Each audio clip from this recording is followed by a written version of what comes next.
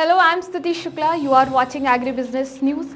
Firstly, let's take a look on today's top news headlines. ICL recently released its ESG report where ICL got €250 million maintainability connected credit. Ambuja Cement Foundation trained over 88,000 youth in 10 states under Skill and Entrepreneurship Development Institute initiative. AgTech startup GoMicro has built a $1 microscope to solve a $1 trillion food waste problems. ENAM platform linked to private agri-services provides 17.6 million farmers to get access a host of services. ICAR study shows a 125 to 270% increase in farmers' income in 4 years. Some states recorded an increase of more than 200% in 4 years. KVIC launches knowledge portal for Khadi to assist Khadi institutions. Now let's take a look on today's news updates. ICL has recently released its ESG report and it has gotten €250 million maintainability connected credit. This credit is another step in right direction, progressing maintainability venture and incorporate 3 execution targets. In United Nations Global Impact Drive, ICL President and CEO Raviv Joller marked the UN Global Compact, a program started by the UN to prepare organizations overall to adjust their procedures to 10 general standards in the space of human rights, work and the climate and the hostile to development. To furnish the representatives with the information they need to succeed and to advance commitment and find out about issues like supportability and ecologically well-being security. 7,800 representatives participate in these exercises. Ambuja Cement Foundation has imparted skill training to over 88,000 youth from rural and semi-urban areas across 10 states of India with a placement rate of 76%, with the goal of assisting India's young generation in obtaining job-relevant skills and livelihoods. SEDI is a one-of-a-kind skilling initiative that focuses on creating sustainability livelihoods for a rural youth by preparing them for industry through hands-on vocational training.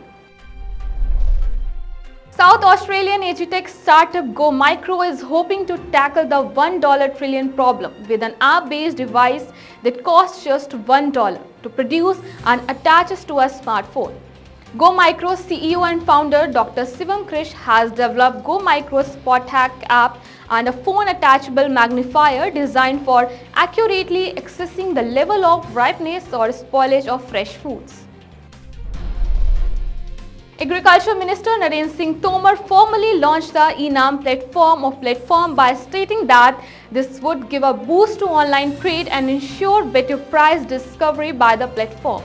SFAC is aiming at bringing on board as many players so that farmers have the choice to take agri-service after registering with ENAM portal. Prasanna Rao, co-founder and CEO of Arya.ag, an agri-fintech platform, said, "Integration of our embedded fintech platform with ENAM will enable access to finance for historically excluded small farmers and strengthen them socio-economically." Indian Council of Agriculture Research, the total income of farmers increased in the range of 125 to 272%, while states such as Uttarakhand, West Bengal, Chhattisgarh recorded an increase of more than 200% in 4 years. ICAR agriculture scientists said the result reaffirmed the fact that doubling farmers' income is possible in agriculture sector across the country regardless of land size. Science and technology driven income enhancement is a reality and it can be achieved across the country with the necessary administrative and policy support. Knowledge Portal for Khadi is a platform created by the Center of Excellence for Khadi to provide design guidance to Khadi institution. Preeta Verma, CEO of KVIC, launched the portal on July 14, 2022. KVIC, Ministry of MSME and NIFT have established the Khadi Center of Excellence to support Khadi institutions. Knowledge Portal for Khadi aims to disseminate design knowledge to a larger group of Khadi institutions. India Pulses and Grain Association, the apex body for the pulses trade and industry in India, has asked the government to reinstate the exemption of GST levied on pre-packed and pre-labeled agri-products. IPGA has also raised concerns about the apprehension among traders and the unfavorable impact on farmers and consumer interest. IPGA is of the opinion that levying GST will further increase the domestic prices of pulses. National Federation of State Cooperative Bank Limited Chairman Kondoru Ravindra Rao has urged the banks to motivate unemployed graduates into taking up Agri Clinic and Agri Business Centres scheme of the Union Government through NABARD. Speaking further, Rao said agriculture had changed into a business and farmers desperately needed extensive services. On his remark, Rao said NABARD scheme could go on a long way, encouraging rural development. A large number of prominent people participated in the workshop. Expert at the National Campaign of Fish for Health and Prosperity highlighted the importance of a fish as a nutritious food for humans and alleviating malnutrition in society. The campaign was launched by the Central Institute of Fisheries Technology as a mark of commemorating the 75th year of Indian independence as Azadi Ka Amrit Mahotsav. Now let's take a look on weekly news updates. Country Head and MD of Syngenta India Sushil Kumar and Chief Information and Digital Officer Syngenta Group Feroz Sheikh today flagged off India's first Drone Yatra, which will travel 10,000 kilometers to create awareness on drone spraying among 10,000 farmers. The Yatra will travel to 13 states to educate farmers on the use of drones.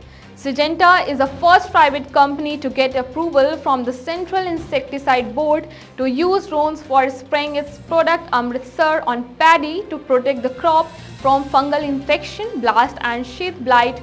On this note, Kumar said, use of drone and a host of other technology-led innovations are in keeping with our promise to help farmers improve their yield, increase their profitability and grow more sustainability. Indian women cricket team vice captain Smriti Mandhana has invested an undisclosed sum in Gurugram-based Ayurvedic startup brand Neem Ayu. It is the first time when an Indian women cricketer has invested into a startup. Following the funding deal, Mandhana will also be the brand ambassador of Neem Ayu. Commenting on the fundraising, Mandhana said, "What made me immediately trust in Neem Ayu brand proposition was that its foundation lies in time-tested efficacy of Indian Ayurveda backed by intensive research. These products promise to show results effectively." PI Industries has been featured among the biggest player in India's $212 billion chemical industry that is fueling the chemical boom in India. In a cover story of Fortune India magazine, July 2022 issues, Fortune India is a global leader in business journalism and a key source of finance and corporate insight for decision makers and the most influential world leaders. Their July issues focuses on India's chemical industry, which is seeing unprecedented growth on the back of the consumption economy, niche products, rapid import substitution and a global geostrategic shift under which user industries are looking for alternatives to China for sourcing chemicals. The Rubber Board has signed a memorandum of understanding with Navsari Agriculture University, Gujarat, to evaluate the feasibility of cultivating rubber in South Gujarat region. The MOU was signed by Jesse MD Director, Rubber Board and TR Ehlawat Director of Research, Navsari Agriculture University, in the presence of KN Raghavan, Executive Director of Rubber Board and the JP Patel, Vice Chancellor of Navsari Agriculture University. National Bank for Agriculture and Rural Development NABARD celebrates its 41st Foundation Day in Bangalore. Entering the 5th decade, NABARD would focus on the preservation and conservation of water, promotion of integrated farming, improving the adoption of technology in farming and computerization of primary agriculture cooperative credit societies across the country. For more such agri updates, stay connected with Krishi Jagran Business. Thank you.